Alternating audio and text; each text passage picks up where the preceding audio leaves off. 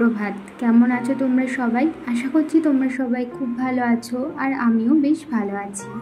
আমার ছোট্ট একটি চ্যানেল শখের পরিবারে তোমাদের সকল বন্ধুকে জানাচ্ছি অনেক অনেক স্বাগত আর অনেক অনেক ভালোবাসা। ঘড়িতে এখন সময় সকাল 8:30। ঘুম থেকে উঠেছি ওই 7টা নাগাদ। ঘুম থেকে উঠে ঘর ঝাড় দেওয়া, মোছা সমস্ত কিছুই হয়ে গেছে। বাসি কাজকর্মগুলো সারতে সারতে দেখলাম ঘড়িতে 8টা বেজে গেছে। তো ভাবলাম বাদবাকি কাজকর্মগুলো না হয় পরেই করব, তার আগে ছেলেকে ঘুম থেকে তুলে ওকে রেডি করিয়ে দিই, কারণ ও তো আবার স্কুলে যাবে। আর 9টার থেকে যেহেতু স্কুল, 8টার মধ্যে ওকে ঘুম থেকে না তুলে দিলে না হয়। ওকে ঘুম থেকে ডেকে তুলি, তারপরে ওকে একটু ফ্রেশ করিয়ে খাওয়াতে দাওয়াতে 8:30 পৌনে 9টা বেজে যায়। তারপর 9টার দিকে ওর পাপা ওকে নিয়ে গিয়ে স্কুলে দিয়ে আসে। তো প্রথম দুদিন আমি ওর সাথে বসেছিলাম, কিন্তু তারপর থেকে আর বসে থাকতে হয় না, কারণ ও একাই থাকতে পারে, ও কান্নাকাটি করে না, তো সেই কারণে আর কি। তো ওকে তো রেডি করিয়ে দিয়েছি, আর ওর পাপা না গেছিলো বাথরুমে, তো সেই ফাঁকে আমি বিছানাটাও গুছিয়ে নিলাম। আর এখনও ওরা স্কুলের দিকে রওনা হয়নি, ওর পাপা বেরিয়ে রেডি হয়ে ওকে নিয়ে যাবে। আর এদিকে আমি বাসি বিছানাটা তুলে কালকে ওই যেই ব্যাগটা নিয়ে গেছিলাম বাবার বাড়িতে, সেই ব্যাগটাতে না কয়েকটা জিনিসপত্র ছিল, সেগুলোই ব্যাগটার থেকে বের করে নিলাম। মানে ওই 2টো ছাতা ছিল, আর ছেলের একটা রুমাল, ওর কয়েকটা জামা কাপড় ছিল, সেগুলোই আর কি ব্যাগ থেকে বের করে নিলাম। আর এদিকে দেখো ওরা বেরিয়ে পড়ছে স্কুলে যাওয়ার উদ্দেশ্যে। আর আমাদের বাড়ি থেকে স্কুলটা খুব বেশি দূরেও না, আবার খুব বেশি কাছেও না, ওই এপাড়া ওপাড়া বলতে পারো। হেঁটে গেলে 5 মিনিট মতো লাগে, আর বাইকে গেলে তো 2-3 মিনিটেই পৌঁছে যাওয়া যায়। স্কুলটা না অন্য সময় 11টার থেকে ওই 1টা-1:30টা পর্যন্ত হয়, কিন্তু এখন যা গরম পড়েছে, তো সেই কারণে স্কুলটা এখন সকালে করে দিয়েছে, ওই 9টা থেকে 10টা। ওরা তো বেরিয়ে পড়লো, আর এদিকে আমি গেটটায় ছিটকানিও দিয়ে দিলাম। যাব আমি স্নান করতে। স্নানের আগে কয়েকটি জামা কাপড় ছিল, সেগুলো কেচে ধুয়ে তারপরে আমি স্নান করে এসেছি। এই যে দেখো, তারপরে সেই জামা কাপড়গুলো নিয়ে চলে আসলাম বারান্দায় মেলবার জন্য। প্রত্যেক দিনই এইভাবে একই নিয়মে কাজ করে যাই, সকালে ঘুম থেকে ওঠার পর থেকে রাতে শুতে যাওয়ার আগে পর্যন্ত। আর রোজ দিন আমার 1 বালতি তো জামা কাপড় বাঁধা ধরা, যেহেতু আমার ছোট বাচ্চা, তো ওর জামা কাপড় আমার হাজব্যান্ডের সমস্ত কিছু মিলিয়ে 1 বালতি জামা কাপড় তো আমার রোজ দিন কাচতেই হয়। তো এই যে দেখো, কালকে আবার ওই গেছিলাম অনুষ্ঠান বাড়ি, তো সেখানে যেই জামা কাপড়গুলো পরে গেছিলাম, আমার ছেলে যেগুলো পরে গেছিলো, সেগুলো সব কটা মিলিয়ে কিন্তু আজকে একটু এক্সট্রাই বেশি জামা কাপড় হয়েছে। তো যাই হোক, সমস্ত কিছুই দেখো বারান্দায় নেড়ে দিয়েছি। আর দেখো বারান্দা ভর্তি জামা কাপড় হয়ে গেছে, একটা জায়গাতেও ফাঁকা নেই। আর আজকে সকাল থেকে বেশ ভালোই রোদ বেরিয়েছে, জানি না আবার কখন রোদটা ঝিমিয়ে যাবে। জামা কাপড় মেলে দিয়ে চলে এসেছি রান্নাঘরে, আর রান্নাঘরে এসে বসিয়ে দিয়েছি 2 কাপ চা।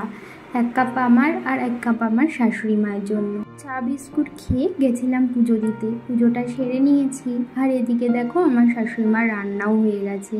আজকে সকাল সকাল রান্না করেছিল তেলকই। তেলকই খেতে না আমার এত ভালো লাগে, সাথে লাড্ডুর পাপাও তেলকই খেতে প্রচণ্ড পছন্দ করে। আমার আর লাড্ডুর পাপার খাওয়া দাওয়ার মধ্যে না অনেক মিল আছে। আমিও যেগুলো খেতে পছন্দ করি, ও সেগুলো খেতেই দেখি পছন্দ করে বিয়ের পর থেকেই। যেমন ধরো, আমি পেটির মাছ খেতে পছন্দ করি, ও তাই। তারপর আমি কালো মিষ্টি, মানে রসগোল্লাগুলো হয় না, সাদা রসগোল্লাগুলোর থেকে কালো রসগোল্লাগুলো আমার বেশি ভালো লাগে, লাড্ডুর পাপারও তাই। তো এরকম অনেক খাবার দাবার আছে যেগুলো আমার আর লাড্ডুর পাপার দুজনেরই পছন্দের। এরই মাঝে কেটে গেছে অনেকটাই সময়, ঘড়িতে এখন বেজে গেছে ওই 11:30 মতো।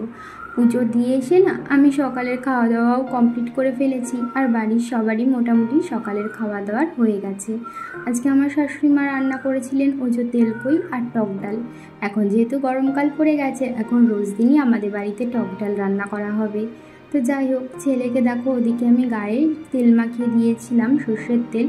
তো তো তেল মাখিয়ে তো সাথে সাথে আর স্নান করানো যায় না, তো সেই কারণে ওকে তেল মাখিয়ে রেখে আমি এইদিকে চলে এসেছিলাম বাসন কোসনগুলো মাজতে। বাসন মাজা আমার প্রায় হয়েই গেছে, এখন ওকে স্নান করিয়ে দেবো। ওকে স্নান করিয়ে খাইয়ে দিয়েছি, আর ওকে খাওয়াতে খাওয়াতে 1টা বেজে গেছে। ওকে খাওয়াতেই 1-1.5 ঘন্টা সময় লেগে যায়। এখন যেহেতু আস্তে আস্তে ওকে নর্মাল ভাত খাওয়াচ্ছি, তো সেই কারণে না ও মুখে ভাত নিয়ে বসেই থাকে আর চিবাতে চায় না, তো সেই জন্য আর কি আরও খাওয়াতে বেশি সময় লেগে যায়। তো এদিকে দেখো, যেই শাড়িটা পরে কালকে অনুষ্ঠান বাড়ি গেছিলাম, সেই শাড়িটা না সকালবেলা একটু রোদ্রে দিয়েছিলাম, বেশ ভালোই রোদ খেয়েছে। এখন সমস্তটা তুলে নিচ্ছি, কারণ এখন যেহেতু দুপুর হয়ে গেছে, ঘড়িতে ওই 1:30 মতো বেজে গেছে, আর দুপুরবেলা এখন আমরা সবাই শোবো। তো বাইরে যে জামা কাপড়গুলো ছিল সেগুলো যেহেতু শুকিয়ে গেছে, তো সমস্তটাই ঘরে নিয়ে রেখে দিলাম। আর গেটটাই দেখলাম তালা দেওয়া ছিল না, তাই গেটটা তালা দিয়ে দিলাম। দুপুরবেলা করে গেটে তালা দিয়ে রাখি, আর ছেলেকে এখন ঘুম পাড়াবো। আর ও দেখো, এদিকে ওর সেই কাঠের গাড়িটা আছে না, যেটা মেলা দিয়ে কিনে দিয়েছিলাম, সেটা নিয়েই এখন খেলাধুলা করছিল ঘুমানোর আগে আর কি। তো এই যে গাড়িটাকে একবার নিয়ে ওই গেটের সামনে যাচ্ছে, আবার নিয়ে ঘরের যেই দরজা আছে সেই দরজার সামনে নিয়ে যাচ্ছে, এরকম করে খেলা করছে। আর গাড়ির মধ্যে না একটা দড়ি বেঁধে দিয়েছি, তো সেই কারণে ওর গাড়িটা চালাতে আরও বেশি সুবিধা হচ্ছে। আর গাড়ির মধ্যে একটা ছোট্ট স্পাইডারম্যান দেখলে না, ওটা হচ্ছে ওর একটা চাবির রিং। ও তো বোঝে না যে ওটা চাবির রিং, ওটা ওর ব্যাগের চেনে ঝুলিয়ে দিয়েছিলাম, তো ওটাকে না ওর টেনে খুলে দিয়েছে। তো সেই কারণে আর কি ওটা তো আর ওই চাবি টিঙে লাগানো যাবে না, তাই ওটা নিয়ে এখন পুতুল হিসাবেই খেলা করে। স্পাইডারম্যানটাই গাড়ির মধ্যে বসিয়ে এদিক ওদিক নিয়ে খেলা করছিল। তো খানিকক্ষণ খেলা করার পর ওকে নিয়ে চলে এসেছি। এখন ওর গায়ে একটু ক্রিম লাগিয়ে দিলাম, আর একটু সুদলও লাগিয়ে দিয়েছি। কারণ কি বলতো, ওর গায়ে আবার দেখছি ছোট ছোট ঘামাচি বের হচ্ছে, আর সুদল না আমি এইভাবেই লাগাই, তাহলে যেন একটু বেশি কাজে দেয়। জলের সাথে মিশিয়ে লাগালে না অনেক টাইম লাগে ঘামাচি সারতে, কিন্তু এইভাবে খালি খালি লাগালে না তাড়াতাড়ি ঘামাচিগুলো সেরে যায়। তো সেই কারণে আমি এইভাবে খালি খালি লাগিয়ে দিই, তাহলে তাড়াতাড়ি সেরে যায়। তো ওদিকে তো দুপুরবেলা ছেলেকে ঘুম পাড়িয়ে দিয়েছি, তারপর আমিও শুয়েই ছিলাম। তো হাজব্যান্ড গেছিলো কাজে, এই যে দুপুরের দিকে বাড়ি আসলো। দুপুর বলতে এখন ওই ঘড়িতে 3:30 মতো বাজে। বাইরে তো বেশ ভালোই রোদ্দুর। ও রোদ থেকে বাড়ি এসে বললো যে নুন চিনির একটু জল করে দিতে। তো ঘরে যেহেতু দই ছিল, টক দই, তো ভাবলাম যে একটু দইয়ের লস্যি করে দিই নুন চিনির জল না করে দিয়ে। তাই সামান্য নুন চিনি আর টক দই দিয়ে দইয়ের লস্যি বানিয়ে দিলাম। বেশি গাঢ় করিনি, হালকা করেই বানিয়েছি। তো ওটা হাজব্যান্ডকে দিয়ে দিয়েছিলাম, ও তো খেয়ে নিয়েছে। আর এখন হয়েছে বিকেল, মানে ওই ঘড়িতে 5টা মতো বাজে। ছেলে ঘুম থেকে উঠলো এই একটু আগেই।